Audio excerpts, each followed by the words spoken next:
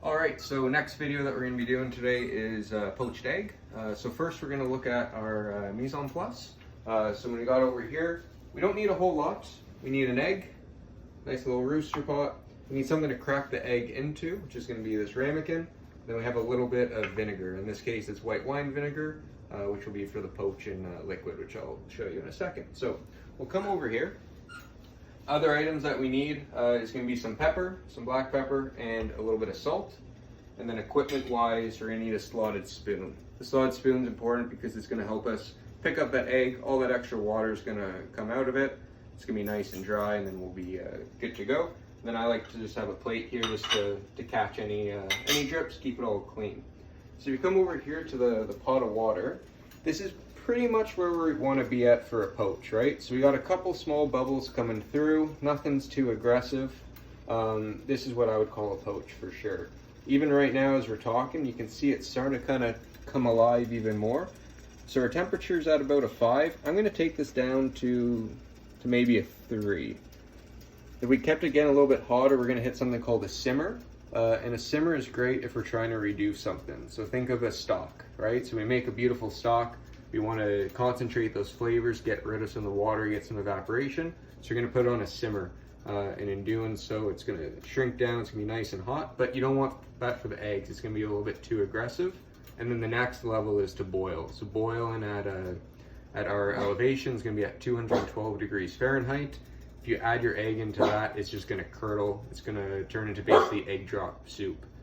Sous Chef Piper's making sure I'm telling you all the truth.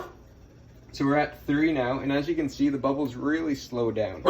This is almost too light. So we're going to find that sweet spot, which in this case, it's going to be at about a 4, I think. So at a 4, we're going to be good to go. Let this come up to temp. I'm going to take our white wine vinegar, and we're going to add this in here. About 2 teaspoons for this amount of water. Now the purpose of adding vinegar is it's going to help those egg whites coagulate. You could definitely do this without vinegar, but it's going to be a little bit trickier and you might lose some of your egg whites. It's going to make your water look pretty murky. There's some restaurants where, say you get eggs Benedict and you find they taste super vinegary. Sometimes they'll add so much vinegar to this water so the eggs poach in no time and they come together really easy, but it changes the texture of the egg. Hello, Pipes. Hello. All right, so what we're going to do next is take our egg. We took a little pause there just to get Piper a little bit calmer, but I think we're good to go now. A lot of people think that the best way to crack an egg is right on the side. You don't actually want to do that because there's a little bit of a membrane on that inside of the egg. If you crack it on a flat surface, all those little pieces of egg that's going to get broken is going to stay attached to that membrane, and you're not going to end up with it in your egg mixture. If you do though, however, no stress. You can take a spoon, fish it out. Sometimes even like a wet finger, you can kind of just be able to get the shell. But if you crack it on a nice flat surface, you should be okay, right? So it's all there. I'm gonna pop it open. Right away, we're gonna take this, throw it out. You can use 2 hands. I like using 1 just because this way this hand's clean. I can now come over to the sink. I do have a raw egg, add a little soap, wash up, and we're good to go.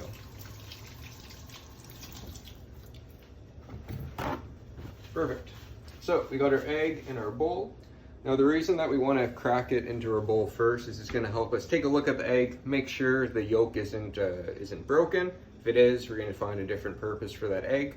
And it just helps us make sure the quality of the egg. If there's any little pieces of blood in it, we're going to toss that out, right? So this way it's just another quality control step that we can do. Some chefs, what you'll even take with this is that you'll strain it. And when you do that, all the old, watery, almost egg whites will come out of it. But we're gonna go for diner style today, so we don't have to worry too much about that. We're gonna come back over to our water. So again, in here we have a little bit of white wine vinegar, we have our egg, we have our water. That's pretty much all we need. So we're gonna do just a little swirl. Think of a water park, right? Or when you're a kid and you're in a pool and you're going around trying to make a vortex. We're doing the same thing. And what's gonna happen is you're gonna drop this egg right into the middle. And it's going to wrap around itself just a little bit. And you can see all those eggs are staying together. It's not dispersing throughout the whole pan. It's come in there nice and easy. The egg white's already starting to coagulate, partly due to the vinegar, mainly due to the heat. We're just gonna give it a second. We're gonna go for a nice yolky egg. So it's gonna take anywhere from, I don't know, a minute, 2 minutes, depends on the size of egg that you have. But we're just gonna kind of let it simmer away, and I will come back to you once it's pretty close. All right, so our egg is almost there, not quite. But if we lift it up carefully, you can see the egg white's more or less set. It's starting to cook a little bit over the yolk. We're gonna poke it. It's quite runny still, so we're almost there, but maybe 30 more seconds, right? When we're cooking eggs, seconds can seem like minutes when it comes to the outcome of it. So just gonna give this a few more seconds and we'll be right back. All right, our egg is looking quite nice. So we got some runny egg white, that's no worries. Best trick I know is I'm just gonna pat it down on a piece of paper towel. All right, we're gonna turn off the stove. We got kitchen safety right there. Take the food off. Well, something that most restaurants will do is these little white fluffs. We're just gonna scrape those off. We're gonna square off our egg. Again, restaurant quality food, something beautiful, something perfect. Tip it onto the paper towel, get some of that white off. When we poke it, it's nice and jiggly. Should have some good good seasoning to it, or some good runniness. So we're gonna come over here. We're gonna plate it. We got our honeybee plate, so we're gonna pretend like this egg is its body, just for fun.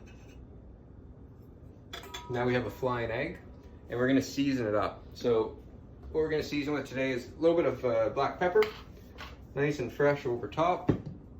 And then when we season, right, this is super important. You don't wanna just take the salt and try and sprinkle some over it, right? If you do that, who knows how much is gonna come out, you're possibly gonna ruin it.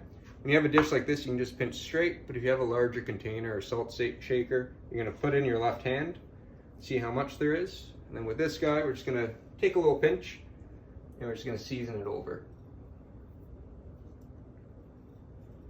Just like that. You're gonna take a look at it. There's your beautiful egg, salt, black pepper, a little white wine vinegar. I'm gonna cut it open. Absolutely perfect in my opinion. Good with a nice piece of toast, and that's a poached egg for today. Thank you so much.